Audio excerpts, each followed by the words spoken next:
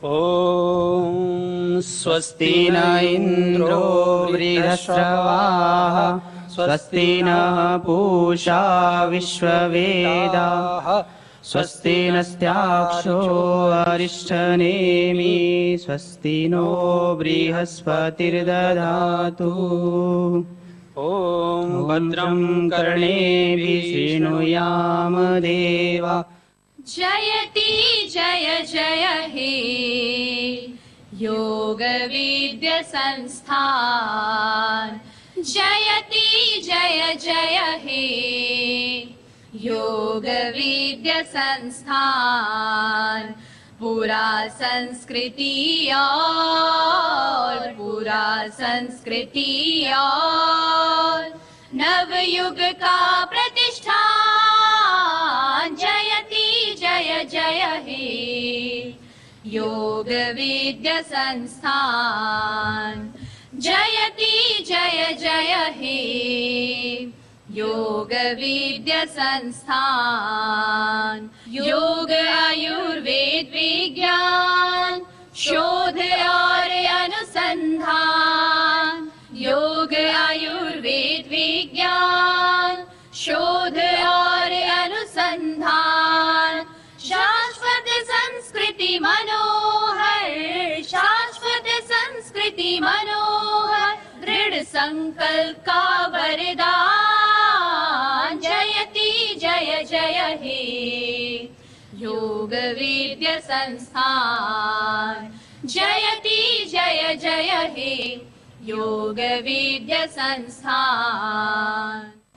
आज के इस कार्यक्रम में अपनी गरिमामय उपस्थिति से हमें गौरवान्वित करने वाले, हमें आज के इस पावन दिवस पर अपना आशीर्वाद देने के लिए हमारे बीच में पधारे विश्वविद्यालय के माननीय कुलपति महोदय परम श्रद्धेय आचार्य जी महाराज का हम हार्दिक अभिनंदन करते हैं और उसके लिए अपनी ओर से विश्वविद्यालय के सभी छात्र छात्राओं की ओर से हमारे बीच में विश्वविद्यालय के माननीय कुलाधिपति परम पूज्य स्वामी जी महाराज भी पधार चुके हैं। कृपया खड़े होकर दोनों हाथ उठाकर ओम की पावन ध्वनि से उनका स्वागत करें।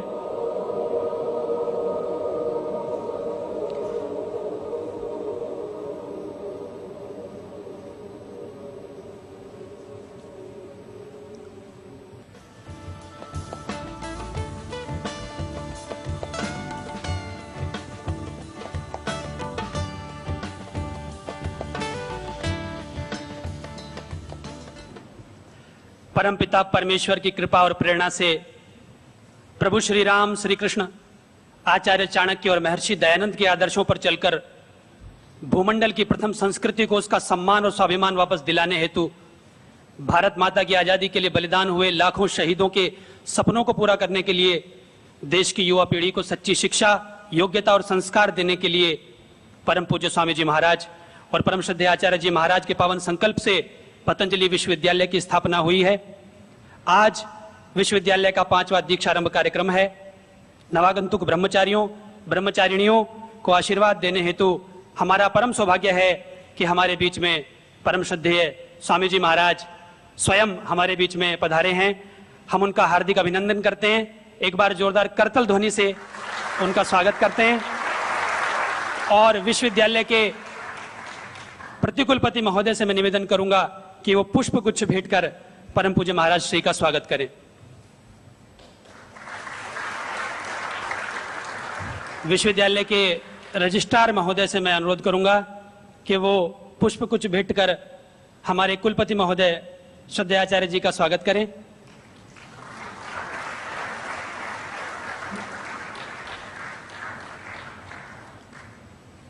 आज के कार्यक्रम में आप सभी को आशीर्वाद प्राप्त होने वाला है, न केवल आपके गुरुजनों का अपितु आपके और हम सभी के प्रेरणा स्रोत परम पूज्य महाराज श्री का। इस कार्यक्रम में अधिक विलंब न करते हुए मैं सर्वप्रथम कार्यक्रम को आगे बढ़ाते हुए, हम सभी जानते हैं हमारे माननीय कुलपति महोदय के विषय में। देश और दुनिया के करोड़ों लोगों को दुस्साध्य रोगों से मुक्त करने वाले मुक्तिदाता, वनौषधियों के महापंडित परम श्रद्धेय आचार्य बालकृष्ण जी महाराज हमारे बीच में उपस्थित हैं और उनका आशीर्वाद लेने के लिए हम सभी आतुर हैं। मैं उनसे विनम्र अनुरोध करता हूं कि इस अवसर पर हमें अपना आशीर्वाद प्रदान करें। ॐ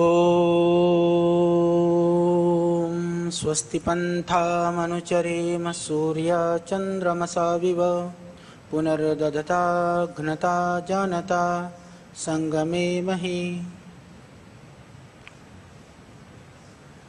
आज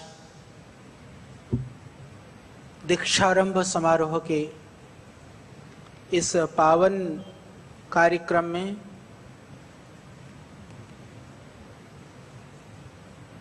हम सब को आशीर्वाद देने के लिए यहाँ पर मंचासीन पतंजलि विश्वविद्यालय के कुलाधिपति परम श्रद्धेय वंदनीय स्वामी जी महाराज, विश्वविद्यालय के हमारे प्रतिकुलपति महोदय, कुल सचिव महोदय, विशेष कार्यकारी महोदय और आप सभी प्राध्यापकगण और हमारे अत्यंत प्रिय सभी छात्र और छात्राओं, हमें इस बात के लिए बहुत प्रसन्नता है कि हमारा विश्वविद्यालय संख्या की दृष्टि से बहुत बड़ा नहीं है, पर भावनाओं की दृष्टि से, सोच और एक जो लक्ष्य है उस दृष्टि से बहुत बड़ा है। और हमारे यहाँ जितने विद्यार्थी हैं, मैंने देखा, पहले भी मैंने ये महसूस किया और इस वर्ष में भी जितने भी छात्र और छात्राएं हैं, अधिकांशतः लोग वो इसीलिए यहाँ पर आए हैं क्योंकि परंपरागत शिक्षा से हट करके वो अपने जीवन में कुछ विशेष करना चाहते हैं, इसलिए आप सब लोग यहाँ पर हैं। यह हमें सभी अन्य संस्थाओं से और विश्वविद्यालयों से हमें बहुत ये चीज़ अलग करती है और यह हमारी विशेषता है। आप सब एक भावना को लेकर के, एक बहुत उच्च और पवित्र लक्ष्य को लेकर के यहाँ पर आए हैं। मैं इतना ही कहूँगा कि जो हमारी भावनाएं होती हैं, उन भावना को लक्ष्य तक पहुँचाने के लिए, उसको मूर्त रूप में लाने के लिए बहुत अथक परिश्रम की आवश्यकता होती है। भावनाएं किसी भी चीज़ को करने के लिए, कहीं भी प्रवृत्त होने के लिए प्रथम साधन है। चतुर्भि प्रकारे विद्या प्रयुक्ता भवति, आगम कालेन, स्वाध्याय कालेन, प्रवचन कालेन, व्यवहार कालेन चेति। कि जो विद्या होती है, हमारी जब प्रवृत्ति होती है तो हम उस तरफ लगते हैं, उसको बोलते हैं आगम काल। तो जो आपकी भावनाओं ने आपको इस ओर आने के लिए प्रेरित किया, आप यहाँ पर आए। तो ये जो विद्या के प्रकार हैं, उनको बड़ी दृढ़ता के साथ में, बहुत गहराई के साथ में, बहुत जागरूकता के साथ में आप लगेंगे तो जो विद्या का लक्ष्य है, आगम काल, यहाँ अध्ययन के लिए, अध्यापन के लिए, न केवल हम जो आपके सिलेबस है, कोर्स हैं, उनको पूरा कराते हैं, अपितु व्यावहारिक रूप से दैनिक योग की कक्षाएँ, यज्ञ की कक्षा, विविध तरह के प्रोग्राम, अनेक तरह के महापुरुषों का आगमन, संस्थागत विभिन्न कार्यक्रम, ये सब आपको जीवन को उन्नत बनाने के लिए, क्योंकि विद्या विविध प्रकार से आती है, उन विविध द्वारों को यहाँ खोला जाता है। उस द्वारों से आप अपने जीवन के लक्ष्य को जीवन के आदर्श को समझ सके। तो जो आगम काल है यहाँ पर बहुत ही एक उत्तम स्थिति है जहाँ से आप सीख सकते हैं। यह आपके ऊपर निर्भर है। दिनचर्या को आप एक बोझ न समझ करके अपने जीवन को उन्नत बनाने का एक साधन मान करके, तो प्रतिदिन की जो दिनचर्या है, जो नियमित जो दूसरी गतिविधियां हैं, उनमें आप अग्रणी रहें, कहीं आपको पीछे नहीं रहना है। हमेशा श्रीधर स्वामी जी की या हमारी या सभी आपके गुरुजनों की यह इच्छा रहती है कि हमारा प्रत्येक विद्यार्थी ऐसा हो, वह सबसे अग्रणी हो, सबसे आगे हो। तो आपको भी इसी भाव से आगे बढ़ना है। यह मेरे को लगता है कि दुनिया में, मुझे नहीं पता, बहुत तरह के विद्यालय, विश्वविद्यालय और संस्थानें हैं। यहाँ विद्यार्थी पढ़ते हैं, लगभग मेरे को लगता है 22 बच्चों को हम छात्रवृत्ति दे रहे हैं आपको। चाहे वह अमाउंट की दृष्टि से भी वो ठीक ही है, बहुत कम नहीं है। तो यदि आप 250 हैं और 22 को दिया जा रहा है तो 10% हो गया। तो ये अपने आप में एक बहुत अच्छी स्थिति है। तो ये इसलिए प्रारंभ किया गया था कि आपको अपने आप को दिखाने के लिए मौका मिले। हमने उसमें ऐसे मापदंड रखे हुए हैं कि आपका मूल्यांकन और आकलन जो है वह और सही ढंग से हो सके। तो आप पुरुषार्थ करें, आप सबसे अग्रणी बनने का प्रयास करें। तो जो ये आगम काल है, यह यहाँ पर बहुत ही बहुत आपके लिए बहुत यहाँ पर अवसर है। फिर स्वाध्याय काल, स्वाध्याय में जो अध्ययन अध्यापन की जो आपकी पुस्तकें हैं, जो पाठ्यक्रम है, उसके अतिरेक भी, क्योंकि हमारे यहाँ पर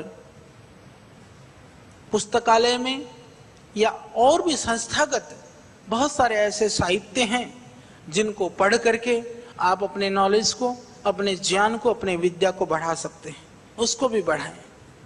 फिर उसके बाद में इतनी क्षमता मैंने देखा है, पिछली बार भी हमारे पास ऐसे बच्चे थे जो अपने आप में समाज को जागरूक करने के लिए, जागरण के लिए, क्योंकि आपकी भावनाएं पहले से हैं कि समाज के लिए कुछ करें, प्रवचन के माध्यम से और उपदेश के माध्यम से, अपने शब्दों से, अपनी वाणी से प्रभावित करने के लिए आप सक्षम बन रहे हैं। उस गुण को भी आप विकसित करें। तो प्रवचन देते देते कहीं हम सिर्फ दूसरों के लिए न रह जाएं, इसीलिए उस विधा को हम अपने जीवन में भी उतार लें। इसीलिए कहा कि व्यवहार काल सर्वोत्तम काल होता है। तो आगम काल से लेकर के व्यवहार काल तक की जो विद्या की विधाएं हैं, उनको आप आत्मसात करते हुए अपने जीवन को उन्नत बना लें। आप जितने भी समय के लिए हमारे पास हैं, जिन्होंने बीए में एडमिशन लिया है, वो लगभग 5 वर्ष हमारे पास कम से कम रहेंगे। जो एमए में लिया है 2 वर्ष रहेंगे, डिप्लोमा वाले हैं वो 1 वर्ष रहेंगे। पर जितने भी आप समय रहें, पर मैं एक बात जरूर कहना चाहूँगा कि आपके जीवन का सबसे, जब आप बहुत वर्षों के बाद में आप अपने जीवन का जब मूल्यांकन करने के लिए बैठ जाएं, अपने जीवन की ओर दृष्टिपात करने के लिए बैठ जाएं, तो आपको ये महसूस होना चाहिए कि आपके जीवन का जो सबसे अमूल्य क्षण था, वह इस पतंजलि विश्वविद्यालय में बिताए हुए दिन सबसे अमूल्य थे। इस भाव से आपको अपने जीवन को उन्नत बनाना है और आगे बढ़ना है। आज के इस दीक्षारंभ के पावन अवसर पर नए विद्यार्थियों को भी और मेरे जितने पुराने विद्यार्थी हैं उन सबको भी हमारी शुभकामनाएं, क्योंकि व्यावहारिक रूप से हम और भी कई योजनाएं बना रहे हैं। कुछ योजनाएं बीच में बनी हुई थी, कुछ कार्य हमारे क्रियान्वयन भी हुए, क्रियान्वित कर पाए, कुछ नहीं हो पाए थे, उनको भी अभी और सुंदर ढंग से करेंगे, जिससे कि आपको अधिक से अधिक लाभ मिल सके। हमारी बहुत बहुत आपको शुभकामनाएं, बहुत आशीर्वाद, और आप खूब उन्नति करें, आगे बढ़ें, यही प्रभु से प्रार्थना। धन्यवाद श्रद्धेय आचार्य श्री। और अब अधिक विलंब न करते हुए मैं निवेदन करना चाहता हूं, वैदिक ऋषियों की महान परंपरा के प्रतिनिधि,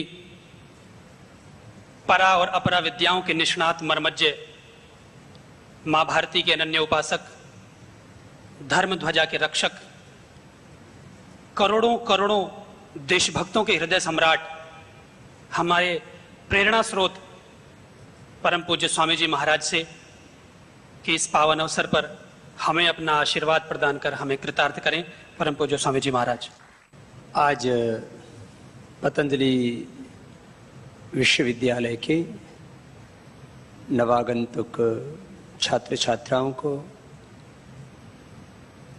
मैं यदि अपनी सनातन परंपरा के अनुसार संबोधन करूं तो ब्रह्मचारी और ब्रह्मचारिणियों को, ऋषि कुमार और ऋषि कन्याओं को, जो इस अपनी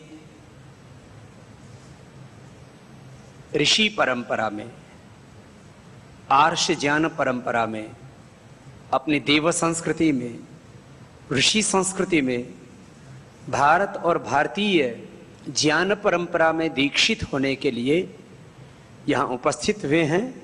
मैं पूरे योगपीठ परिवार की ओर से आपका बहुत बहुत अभिनंदन करता हूं और आपको बधाई और शुभकामनाएं देता हूं। श्रद्धेय आचार्य श्री, जिनका प्रत्यक्ष दर्शन और मार्गदर्शन पतंजलि विश्वविद्यालय के सभी बच्चों को सदा प्राप्त रहता है, कुछ ज्ञान हम पुस्तकें पढ़कर के प्राप्त करते हैं। ज्ञान के मैं हमेशा कहता हूं 5 स्रोत होते हैं। उसका पहला स्रोत है पुस्तक, लिटरेचर, साहित्य, बुक्स, संहिताएं, डिफरेंट रिसर्च मटेरियल। अब तो इंटरनेट से लेकर के और कहीं पर भी घुस जाइए वहीं से कुछ ना कुछ इंफॉर्मेशंस मिल जाएंगे। एक होता है ज्ञान, एक होती है दीक्षा। हमारे यहां पर अकेला ज्ञान नहीं दिया जाता है, ज्ञान हमारा जीने के लिए है, इसलिए ज्ञान दीक्षा शब्द का प्रयोग किया जाता है। और आज आपका दीक्षारंभ समारोह इसीलिए है कि जो आप जानेंगे उसको जीवन में जिएंगे। आचारहीनम न पुनन्ते वेदा। ज्ञान मात्र जानने के लिए नहीं, जीने के लिए होता है। इसलिए आज का ये दीक्षारंभ समारोह है। ज्ञान दीक्षा, योग दीक्षा, सेवा दीक्षा, जो भी कुछ है जीवन में वो दीक्षा के लिए है, जीने के लिए है। और ये सारा ब्रह्मांड भी हमारे जीने के लिए है। मोटे शब्दों में कहें तो हम पृथ्वी के लिए नहीं है। 99% लोग ऐसा ही जीते हैं और ऐसा ही जी रहे हैं और ऐसा ही शायद सोचते भी हैं कि हम धरती के लिए थोड़ी है, धरती हमारे लिए। और करते भी हम क्या हैं? हम इस संपूर्ण समष्टि का उपयोग अपने लिए करना चाहते हैं। हम लौकी थोड़ी ना खाते हैं। लौकी, बोलो, लौकी हमको खाती है, लौकी को हम खाते हैं। लौकी आपको खाने लग जाए तो बोले बाबा जी फिर तो खतरे में पड़ जाएंगे। हम लौकी को खाते हैं, लौकी हमको नहीं खाती। हम हवा को पीते हैं, उससे जीते हैं, उसको खाते हैं। हवा हमको नहीं खाती। हम आम को खाते हैं, आम हमको नहीं खाता। गाय से दूध आता है, दूध को हम पीते हैं, दूध हमको नहीं पी जाता। माने सारी सृष्टि समष्टि हमारे उपकार के लिए है। एक एक दिन की जिंदगी जीने के लिए सारी सृष्टि हम पर कितना उपकार कर रही है, जरा सोचा करो। और इस संपूर्ण सृष्टि, समष्टि, ब्रह्मांड, मनुष्य और मनुष्यतर जितना भी अस्तित्व है यहां पर, जितनी भी इकाइयां हैं इस ब्रह्मांड की, वो सब अपनी मदद कर रहे हैं। तो आपको यहां ज्ञान देते हुए ये दीक्षा दी जाती है कि जब सारी समष्टि आपके लिए है तो आप भी कुछ ऐसा बनो कि सारी समष्टि में आप प्रकाश करो, सारी समष्टि का हित करो।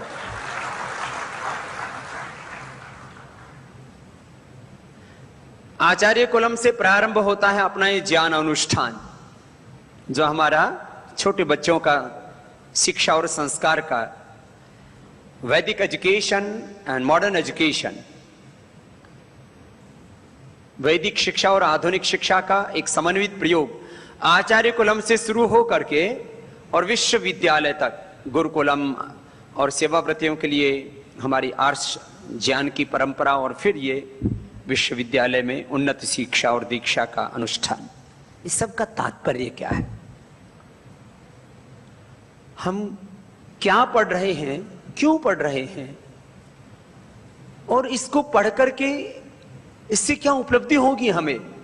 यह तो सबके मन में उठता ही है प्रश्न। तो मैं यदि इस पूरे ज्ञान के अनुष्ठान को, अभियान को, इस पूरे ज्ञान यज्ञ को यदि एक लाइन में कहूं तो मैं चाहूंगा उसको आप अपनी बुक में भी नोट कर लें और अपने हृदय में उसको अंकित कर लें। और वो ये, इस ज्ञानानुष्ठान से, इस पूरे इस शिक्षा के संस्थान विश्वविद्यालय से पूर्ण जागृत, पूर्ण समर्थ आत्माएं तैयार करके पूर्ण जागृत एवं पूर्ण समर्थ समाज, राष्ट्र और युग का निर्माण करना, यह हमारा एक लाइन में लक्ष्य है, ध्येय है, ये गोल है, ये हमारा अल्टीमेट अचीवमेंट, यह हमारी उपलब्धि, यह हमारा लक्ष्य, यह हमारा ध्येय, यह हमारा प्रयोजन है यहाँ के इस विश्वविद्यालय का। हमारे अवस्थाएं बदलती रहती है ना, क्षिप्त, मूढ़, विक्षिप्त, एकाग्र, रुद्धि, 5 भूमियां हमारे चित्त की। 2 अवस्थाएं भी कहें तो एक हमारी निम्न चेतना की स्थिति होती है, एक उच्च चेतना की। हम निम्न चेतना में ही अक्सर जीते रहते हैं। यही कारण होता है कि हर पुरुष महापुरुष नहीं बन पाता, हर मानव महामानव नहीं बन पाता। सामर्थ्य उसके भीतर है लेकिन प्रसुप्त अवस्था में। और जिसने स्वयं को जगा लिया, जिसने स्वयं को जीत लिया, वो भूखंड विजेता कौन हुआ, अतुलित यश क्रेता कौन हुआ, या युग धर्म प्रणेता कौन हुआ? जिसने न कभी आराम किया, जिसने न कभी विश्राम किया, जिसने स्वयं का मन जीता, वही जग जीतने का अधिकारी होता है। आत्म विजेता, विश्व विजेता बनने का ये जो पूरा अनुष्ठान है, मैं कह रहा था आपसे, ये जो पूरा प्रकल्प शिक्षा का,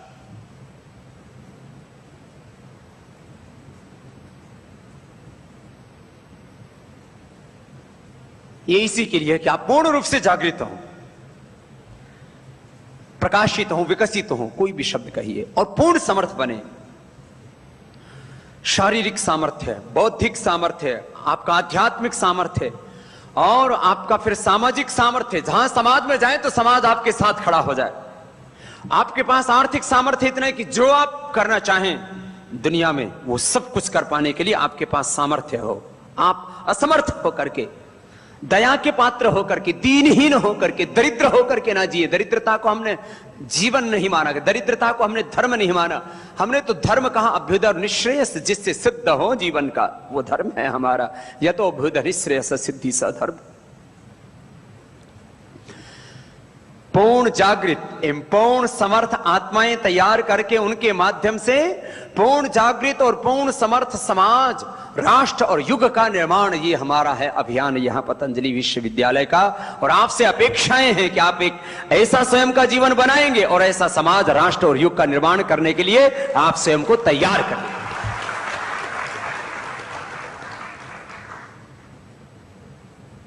मैं कह रहा था पतंजलि विश्वविद्यालय, यहां आप ज्ञान तो पाते हैं, पुस्तकें हैं उसके लिए।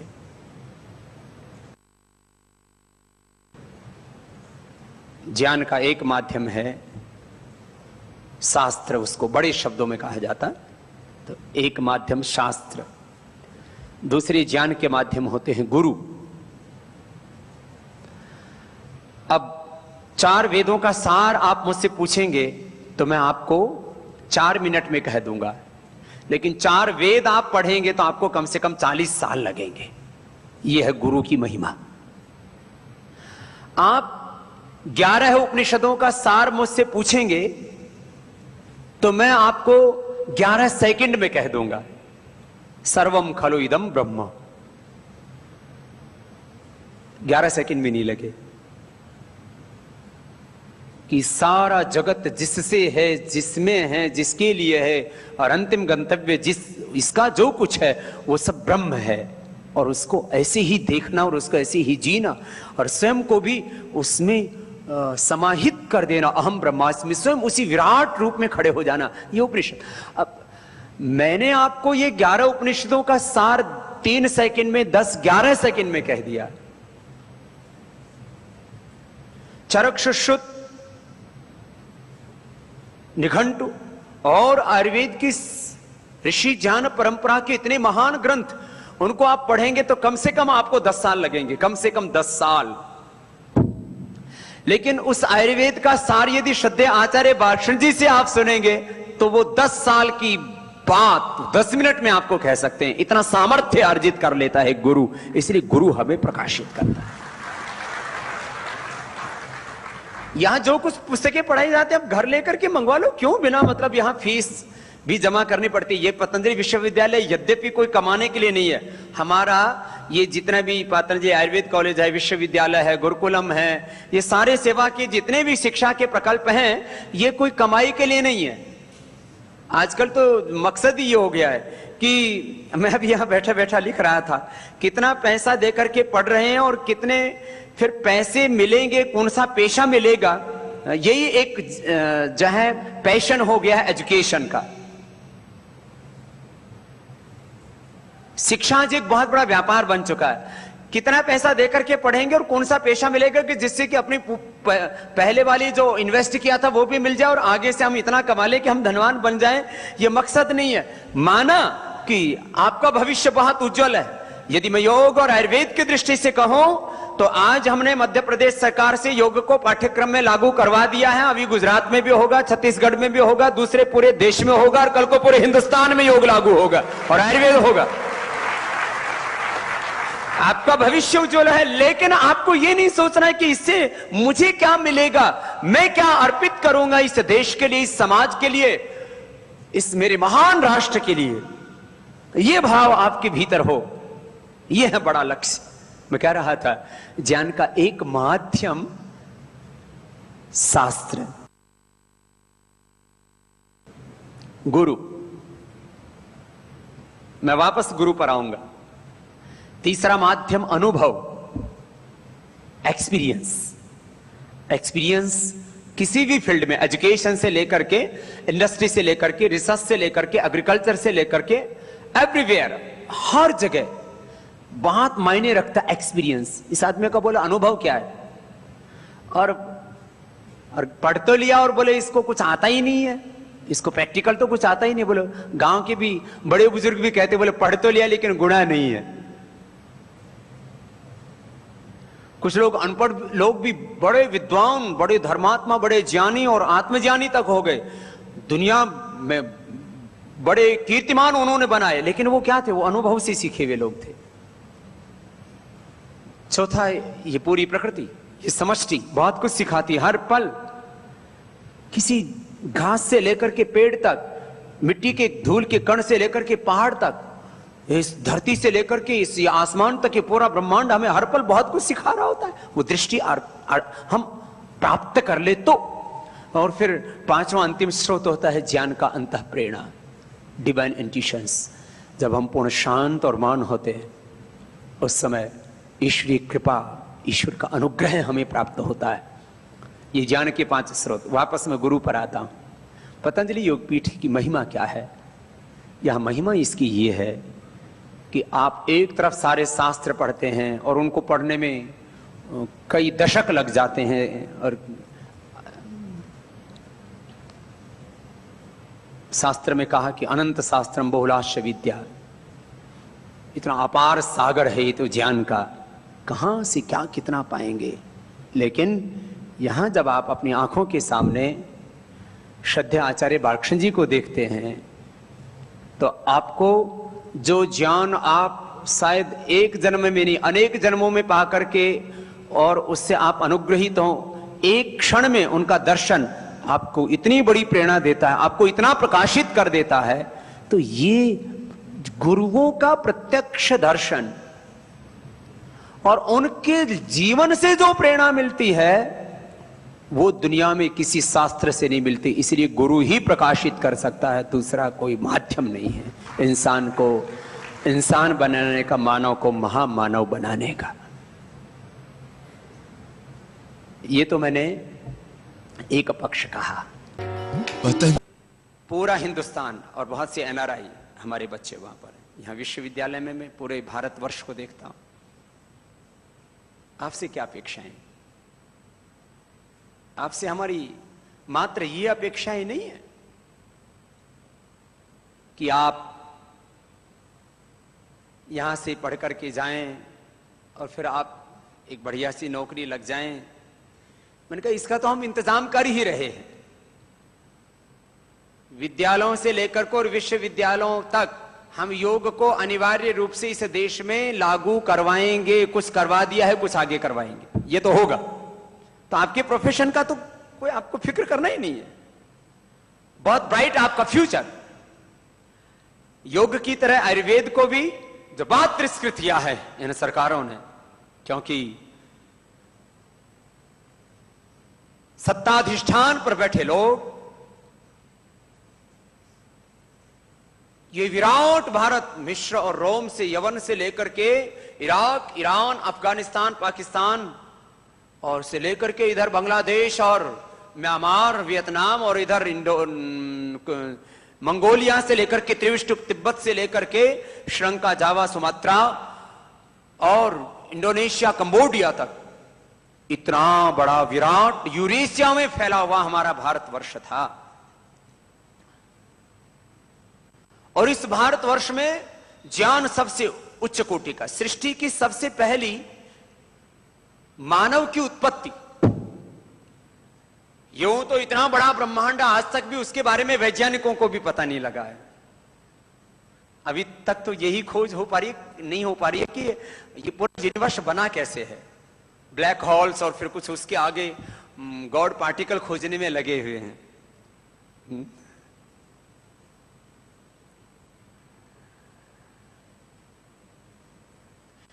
सृष्टि का रहस्य बना हुआ है अभी भी, लेकिन एक रहस्य खुल चुका है कि सृष्टि में मनुष्य की प्रथम उत्पत्ति भारतवर्ष में देश में हुई। ये तिब्बत का क्षेत्र, हिमालय का क्षेत्र, अर्थात सबसे पहले मनुष्य की उत्पत्ति से सृष्टि में मनुष्य सबसे पहले अनुकूल वातावरण यदि किसी स्थान पर है तो पूरा ये यूरेशिया है और उसमें भी भारतवर्ष है। अभी भी आप यूरोप में जाइए, वहां तो 8 महीने तो आपको जीने के लिए कितनी ऊर्जा लगानी पड़ती है। यदि औसत देखा जाए तो उनकी आधी एनर्जी तो ये मौसम को ठीक करने में लग जाती है। सड़कों के ऊपर बर्फ जम जाती है, उसको फिर खड़ने के लिए फिर बड़े बड़े यंत्र लगाए जाते हैं। घरों के अंदर लोग जम सकते हैं, वहां पर गर्म करने के लिए कितनी हीट जनरेट करनी पड़ती है।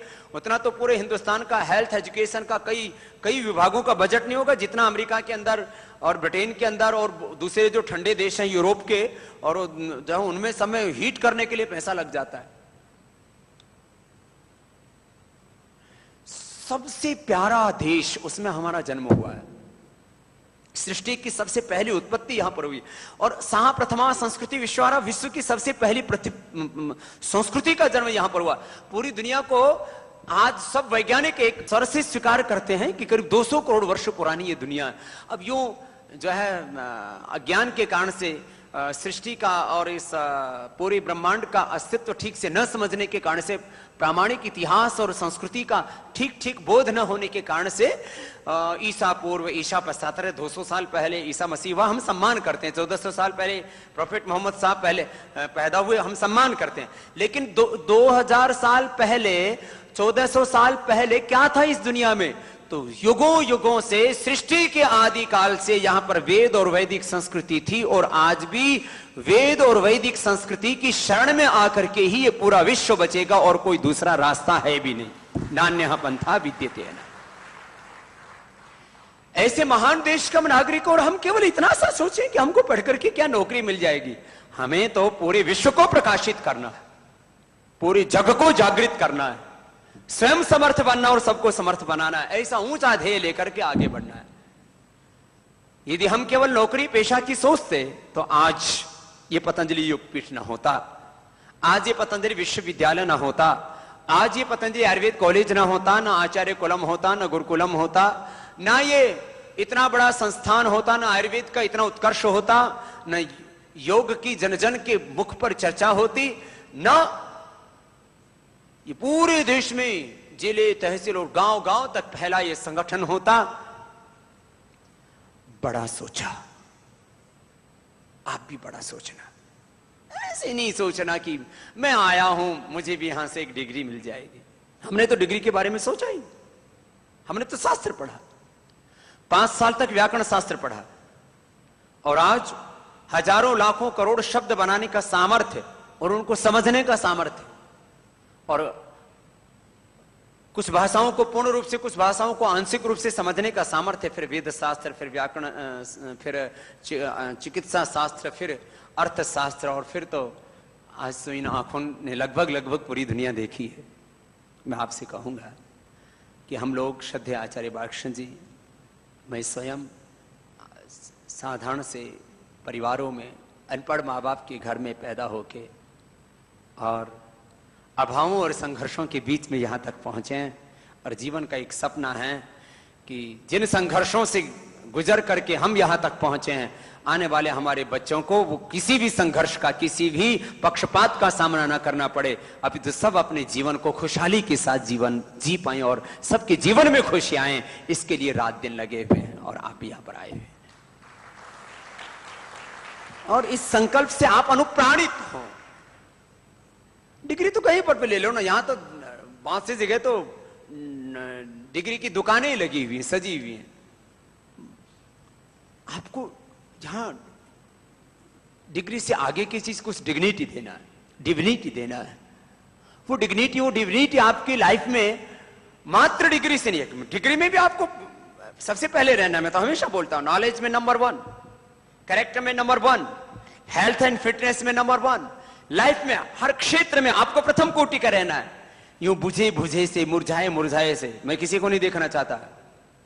सीधे बैठो, हमेशा अलर्ट, हमेशा अवेयर, हमेशा जागृत, हमेशा प्रकाशित, और हमेशा अपने आप को समर्थ मान करके, और समर्थ बनाना स्वयं को, छोटा कभी सोचना ही क्यों। हमारे गुरुदेव हमें बचपन में एक आश्रम में ले जा करते थे, नूरगढ़ में स्वामी सोमानंद जी महाराज। वो कहते थे, इंसान का जन्म हुआ तो समझो शैतान की मौत हो गई। तुम्हारा जन्म चाहे किसी भी कुल परिवार में, गरीब अमीर किसी भी घर में हुआ है, कोई बात नहीं है, लेकिन तुम मनुष्य के रूप में प्रकट हुए हो, इसका मतलब तुम आसमान की ऊंचाइयां छू सकते हो, चाहे किसी भी धरातल पर खड़े हो। यह है तुम्हारे जीवन की सबसे बड़ी सार्थकता, और यह है तुम्हारा सामर्थ्य, जिसको आपको जागृत करना है। और पूरी तरह से इस भारत में जैसे अपरिमित सामर्थ्य है, जल, जंगल, जमीन, जड़ी बूटियां, भू संपदाएं, राष्ट्रीय संपदा, बौद्धिक संपदा, मानव संपदा, जहां देखो अपरिमित सामर्थ्य अपने भारत में। और भारत को क्या बोला जा रहा है? भारत एक गरीब देश है। अरे कब गरीब रहा? न कभी गरीब था, ना आज गरीब है, ना आगे गरीब रहेगा। लेकिन उसको, तुम्हारी जो दृष्टि है उसमें कहीं ना कहीं खोट है, उसमें कहीं हीनता है, कहीं ग्लानि है। ऐसे ही अपने भीतर, तुम्हारे भीतर क्या नहीं है? मैं हमेशा कहता हूं, चाहे तुम झोपड़ी में पैदा हुए हैं वह महलों में, तुम ब्राह्मण, क्षत्रिय, वैश्य, शूद्र किसी भी कुल में पैदा हुए हो, कोई प्रश्न नहीं है कि तुम कहां पैदा हुए हो, तुम मनुष्य के रूप में पैदा हुए हो। यह सबसे बड़ी बात है, यह सबसे बड़ा गौरव है, और यह सबको समान रूप से प्राप्त है। यहां पतंजलि विश्वविद्यालय में आपको इसी भाव को जागृत करके एक पूर्ण विकसित मानव के रूप में, महामानव के रूप में आपको तैयार करना है। ये जो पूरा, जैसे श्रद्धेय आचार्य बालकृष्ण जी ने कहा कि यहां यज्ञ करना, योग करना, यहां जितनी पढ़ाई है उससे, उसके साथ साथ पूरा एक जीवन का पक्ष है, और उससे आपको जागृत होना है, प्रकाशित होना है। मैं ये अपेक्षा करता हूं कि आप सब यहां से स्वयं जागृत होकर के जाएंगे, सबको जागृत बनाएंगे, और अपने जीवन की सर्वोच्च प्राथमिकता, जैसा कि हमारे ब्रिगेडियर साहब ने कही, यहां सबका आपको मार्गदर्शन अभी भी मिल रहा है, आगे मिलता रहेगा।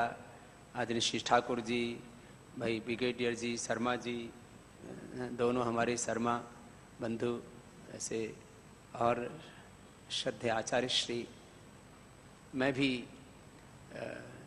जितना अधिकतम समय हो सकेगा, श्रद्धेय आचार्य श्री ने मुझे कहा है कि आप ज़्यादा समय दिया करो विश्वविद्यालय के लिए, तो ज़रूर आप लोगों के सत्र को और अधिक हम समय देने के बारे में सोचेंगे और आप अपने आप को तैयार करेंगे, और जो हम आपको लक्ष्य देंगे उससे हरगिज आप पीछे नहीं हटेंगे। सबसे बड़ा शत्रु हमारा क्या है? बोलो। आलस्य। सबको पता है। पढ़ते पढ़ते नींद कितनों को आ जाती थी यहां आने से पहले, जब भी पढ़ाई करते थे तो? 99% लोगों को आती है। आलस्य ही मनुष्याणाम शरीरस्थो महारिपुः उद्यमेनैव सिद्धन्ति कार्याणि न तु मनोर्थैः न तु सुप्तस्य सिंहस्य प्रविशन्ति मुखे मृगा। देखो भाई, सबसे बड़ी बात यह है कि आलस्य नहीं, आलस्यानृते वर्जय। बार बार गुरु कहते हैं कि भाई आलस्य और झूठ से को छोड़ो। मुझे पूरा विश्वास है कि आप एक नया कीर्तिमान बनाएंगे और जीवन में उन सब ऊंचाइयों के शिखरों को छुएंगे और एक बहुत सफल सार्थक आदर्श जीवन जीते हुए स्वयं अपने जीवन में संतुष्टि का अनुभव करेंगे। और माता पिता जो सपना संजो करके आपको यहाँ पर भेजते हैं, और आप में से कुछ गांव के बच्चे हैं, कुछ मध्यम वर्ग के घरों के बच्चे हैं, माता पिता एक तरह से अपना पेट काट करके, खुद मेहनत मजदूरी करके, और ये चाहते हैं कि हमारे बच्चे बहुत ऊंचे उठें, ऐसे बहुत ऊंचे अरमान लेकर के आपको यहाँ तक भेजा है। और हमारी भी ये जिम्मेदारी है, क्योंकि गुरु की भूमिका वो माता पिता और आचार्य अनेक रूपों में होती है। हम आपके लिए ये पूर्ण प्रयास करेंगे इस दिशा में कि आपको यहाँ पर माता पिता और आचार्य जो भी एक व्यक्ति के निर्माण के लिए जिस भी भूमिका की आवश्यकता होती है, वो सारी भूमिकाएं इसमें उपलब्ध हों और आप इस राष्ट्र के लिए एक बहुत बड़ी भूमिका निभाने के लिए तैयार हों। सबको बहुत बहुत आशीर्वाद, बहुत बहुत प्रणाम। पतंजलि विश्वविद्यालय के कुलाधिपति, परम श्रद्धेय वंदनीय स्वामी रामदेव जी महाराज, जो आज के समारोह के मुख्य अतिथि भी हैं, पतंजलि विश्वविद्यालय के कुलपति एवं इस समारोह की अध्यक्षता कर रहे हमारे परम पूज्य सम्माननीय प्रेरणा स्रोत आचार्य बालकृष्ण जी, प्रतिकुलपति महोदय ब्रिगेडियर करतार सिंह जी, कुल सचिव जी प्रोफेसर जवाहर ठाकुर जी, विशेष कार्य अधिकारी पतंजलि विश्वविद्यालय राम कुमार शर्मा जी, मेरे विद्वान तथा नौजवान शिक्षकगण, बाहर से आए हुए अतिथिगण तथा प्यारे बच्चों, मुझे सिर्फ 2 शब्द बोलने के लिए कहा गया है, लेकिन मैं 3 शब्द बोलूंगा। आज के इस दीक्षारंभ समारोह में आप सभी का स्वागत है, विशेष करके जो नए विद्यार्थी इस महान योग के संस्थान में आकर अपनी बुद्धि को और तीव्र धार देने आए हैं। मैं विशेष रूप से हमारा जो मनोविज्ञान विषय में स्नातकोत्तर की उपाधि के लिए जो पाठ्यक्रम शुरू हुआ है, उन विद्यार्थियों को भी मैं विशेष बधाई देता हूं, अपनी मंगल कामनाएं देता हूं। मैं वो एक और विशेष बधाई देना चाहता हूं, हमारे विश्वविद्यालय के परिवार में एक नई शिक्षिका जुड़ गई हैं, जिनका नाम है डॉक्टर वैशाली गौड़ जी, जिनका ये विश्वविद्यालय का प्रथम समारोह है। मैं उनका भी हार्दिक स्वागत करता हूं। मैं जो 3 शब्द कहना चाहता हूं इस उपलक्ष्य के ऊपर, आप नए आए हैं, कुछ पुराने भी हैं, सिर्फ 3 बातों का अपने अध्यापन काल के अंदर विशेष रूप से आपको ध्यान रखना होगा, और वो मेरे 3 शब्द हैं: अनुशासन, श्रद्धा, विश्वास या आत्मविश्वास। अगर आपके पास अनुशासन है तो जीवन की हर दौलत, हर खुशी, हर प्राप्ति आपके कदम चूमेगी, क्योंकि जिसके पास अनुशासन होता है, जिसके चरणों में अनुशासन रहता है, उसको कभी भी जिंदगी में कोई कष्ट नहीं आता है। कहते हैं कि जो मछली को जाल फेंकने वाला व्यक्ति होता है, वही मछली बचती है जो उसके पैरों के पास होती है, बाकी सारी की सारी मछलियां उसके जाल में फंस जाती हैं। इसी तरह से गुरुओं के सानिध्य में महान आचार्य हमारा सौभाग्य है, पूर्व जन्मों के हमारे ये कर्म हैं जिनका फल हमें मिला है कि इन 2 महान संतों के संस्थान में आकर के हमें कुछ सीखने को मिला। मैं आपसे सही बात कह दूं कि 35 वर्ष की मेरी साधना रही है, लेकिन पढ़ना मैंने यहीं प्रारंभ किया है आकर के। मुझे यहीं पर प्रेरणा के जो शब्द कभी कभी इन 2 महान संतों के माध्यम से मिलते रहते हैं, मैं उनके ऊपर सोचने का, मनन करने का, चिंतन करने का और चलने का अभ्यास करता हूँ। दूसरा, अनुशासन के बाद श्रद्धा जरूर होनी चाहिए। गीता में भी लिखा है, 4थे अध्याय का 39वां श्लोक, श्रद्धावान लभते ज्ञानम तत्परा संयम इंद्रिया ज्ञानम लब्धा परम शांतिम चिरेणाधिगच्छति। शांति उसी को प्राप्त होती है, ज्ञान उसी को प्राप्त होता है, मोक्ष उसी को प्राप्त होता है जो अपनी विद्या के ऊपर विश्वास रखता है। और तीसरी बात जो मैं कहना चाहता हूं, विश्वास होना चाहिए। जो कुछ आप सीख रहे हैं, जो कुछ आप कर रहे हैं, जो कुछ आपको सुनाई दे रहा है, उसके ऊपर भी चलते हुए हम विश्वास करें और अपने आत्मविश्वास को और गौरवान्वित कर दें। कहते हैं सुखिना कुतो विद्या विद्यार्थिना कुतो सुखम। अगर आप ये चाहते हैं कि मैं सुबह सोया रहूं, मैं कक्षा में ना जाऊं, तो वो सुख जो है वो तनिक सुख आपको मिलने वाला है, आगे आने वाले समय में वो आपको दुख ही देने वाला है, और जो आज आपका दुख है वो कल आपका सुख है। इन्हीं शब्दों के साथ मैं आपको फिर शुभकामनाएं देता हूं, आपको बहुत बहुत बधाई देता हूं, और जिस लक्ष्य हेतु आप यहाँ पर पधारे हैं उसके लिए तन और मन के साथ, पूरी जिज्ञासा के साथ आप निरंतर बिना किसी रुकावट के इस विद्या के मार्ग के ऊपर चलते रहेंगे। वही सपना तभी हमारे जो संस्थापक हैं स्वामी रामदेव जी महाराज हैं, आचार्य बालकृष्ण जी महाराज हैं, तभी इनके सपनों को कुछ थोड़ा साकार रूप देने में हमारा योगदान रहेगा। धन्यवाद। जय भारत, जय पतंजलि। धन्यवाद डॉक्टर साहब। अब मैं निवेदन करूंगा विश्वविद्यालय के रजिस्ट्रार साहब से कि वो आएं और अपना आशीर्वाद हमें प्रदान करें। परम पूज्य वंदनीय स्वामी जी महाराज, परम पूज्य श्रद्धेय आचार्य जी, मंचस्थ प्रतिकुलपति पतंजलि विश्वविद्यालय, विभागाध्यक्ष एवं विशेष कार्य पदाधिकारी पतंजलि विश्वविद्यालय, पतंजलि विश्वविद्यालय के हमारे सभी शिक्षक वृंद, अतिथिगण, छात्र छात्राएं,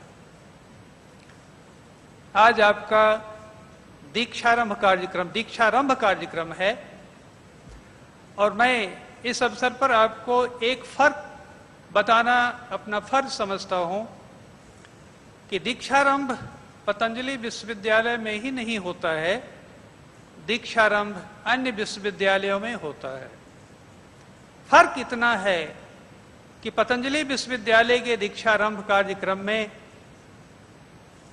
हमारे समक्ष स्वामी जी, आचार्य जी और आपके सारे गुरुजन आपके समक्ष हैं, लेकिन अन्य विश्वविद्यालयों में जब दीक्षारंभ होते हैं तो वहाँ जूनियर छात्र का दीक्षारंभ सीनियर छात्र करता है, और सीनियर छात्र बताते हैं कि आप जब विश्वविद्यालय में आए हो तो आपको कैसे कपड़े पहनना चाहिए, कोट पहनोगे तो उसमें टाई जरूर होना चाहिए, पैर में चप्पल की जगह जूते जरूर होने चाहिए, इस तरह की शिक्षाएं दी जाती हैं।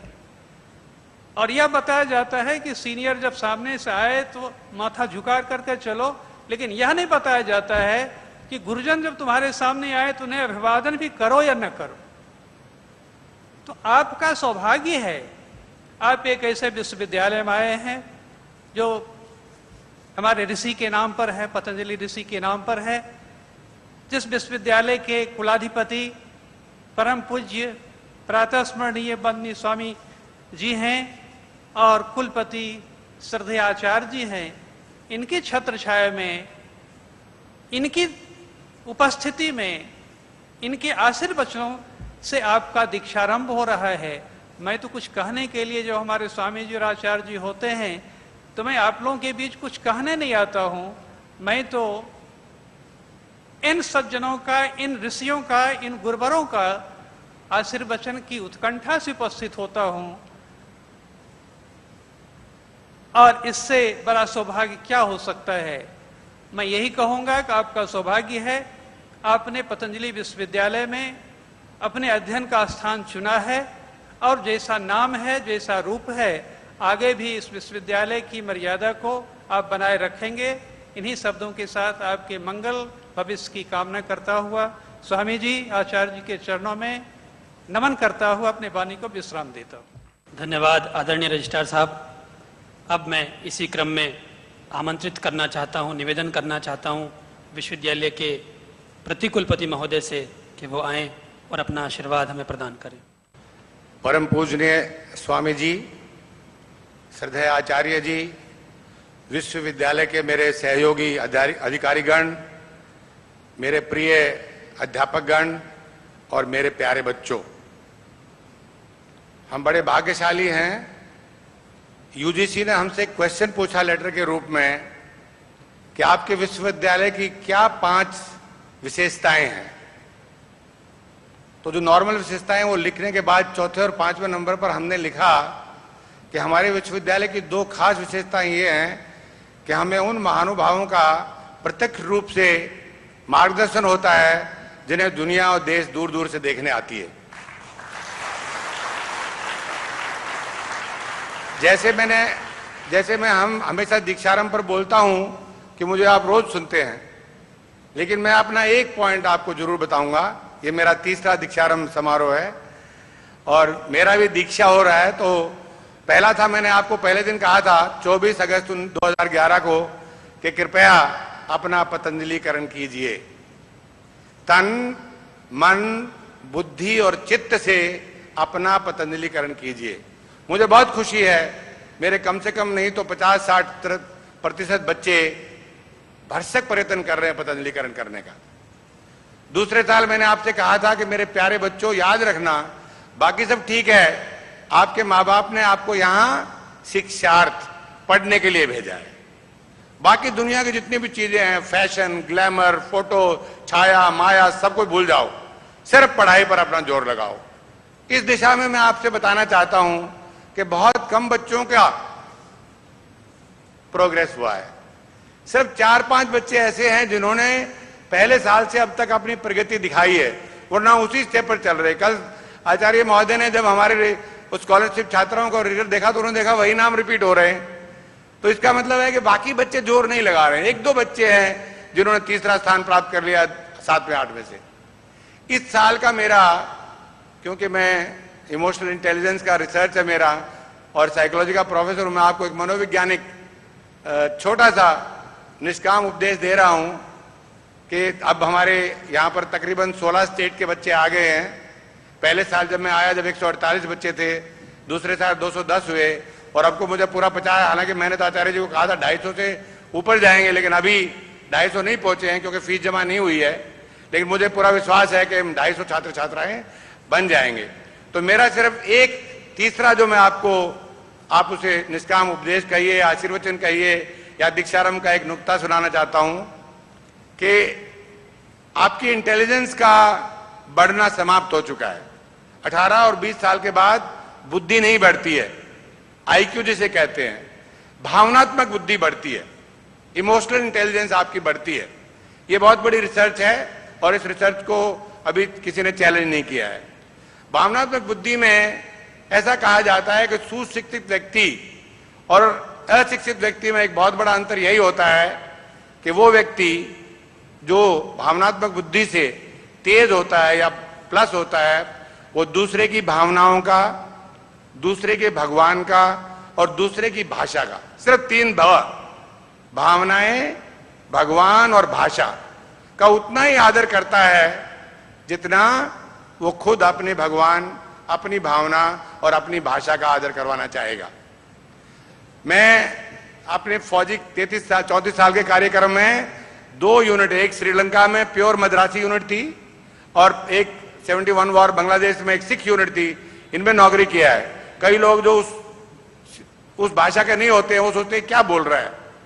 भाषा को आप उतना ही आदर करो, क्योंकि मातृभाषा सबको प्रिय होती है।